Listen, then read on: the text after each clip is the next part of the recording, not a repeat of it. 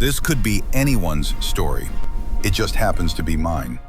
Fear stopped being an emotion. It became routine. Not loud, not dramatic, just constant.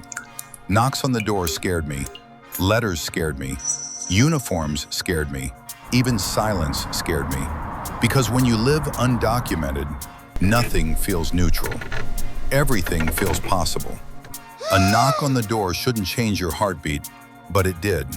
Even if it was the neighbor, even if it was a delivery, even if it was nothing important, your mind doesn't wait for logic. It jumps to consequence. Is this it? You hold your breath. You move quietly. You don't rush to open. You listen first. Because uncertainty teaches caution, and caution becomes instinct. Letters scared me. Envelopes with official logos. Unknown return addresses. Even junk mail felt threatening.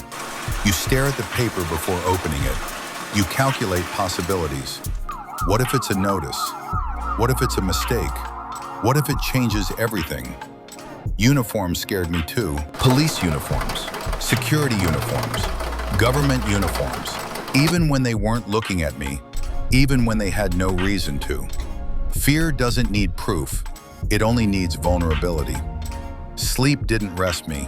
It only paused anxiety. You close your eyes, but your mind stays alert. Every sound becomes a signal. Every footstep outside becomes a question.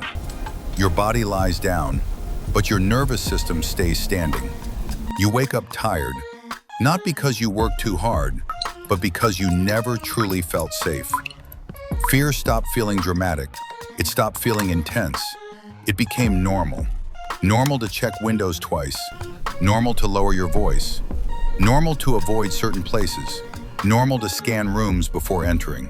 You start living strategically. You avoid attention. You avoid conflict. You avoid visibility.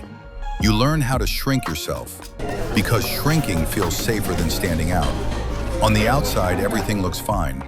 You smile at work. You greet people politely. You function. You contribute. Your body works.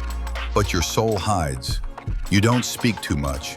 You don't share too much. You don't reveal too much. Because information feels like exposure. And exposure feels dangerous. There's a version of you that exists socially, and another version that exists privately. The public version is calm. The private version is calculating risk. You measure your tone. You measure your words. You measure your movements. You don't relax fully around anyone, because stability feels conditional, and conditional safety is exhausting. Living undocumented means your body works, but your soul hides. You show up physically, but emotionally you stay guarded. You stop expecting ease. You stop expecting fairness. You stop expecting long-term security. Not because you don't want it, because wanting it feels risky. Hope becomes something you handle carefully, like glass.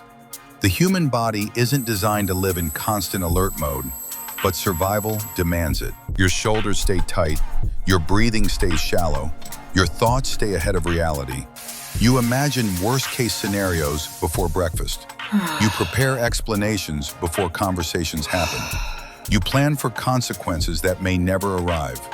And over time, you forget what calm feels like. This is the side of migration people don't post online. They post progress. They post success. They post celebration.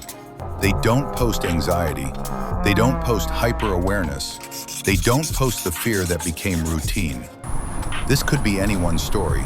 It's happening in America, in Canada, in the UK, across Europe, across the world. Different languages, same tension. Different faces, same hidden weight. Maybe you remember this feeling. Maybe you're living it right now. Maybe you've buried it deep. You were not weak. You were surviving without guarantees. You were functioning without protection. You were carrying fear quietly. And if this is you, you are not alone.